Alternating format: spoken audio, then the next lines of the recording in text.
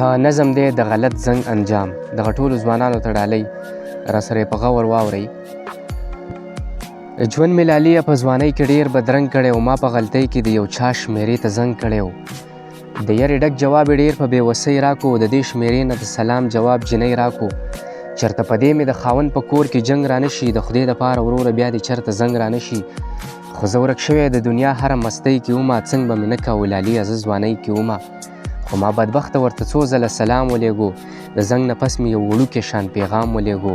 ما له جواب راکه په مینه محبت لاليه، خو دا یو داغ جوړ شو د چا په پاک عزت لاليه.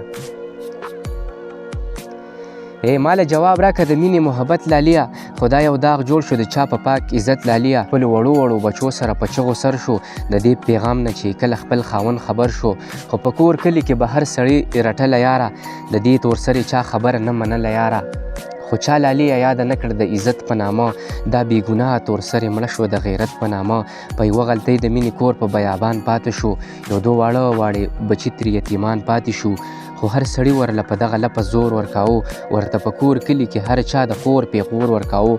خو د ډېر سوخ نه یې لاليه سترګو وینه وکړه، ورور یې د ډېرې مجبورۍ نه ځان وژنه وکړه. خپلو وړو وړو بچو سره بې کوره شوله، د دې په مرګ باندې یوه بله خور سرتوره شوله.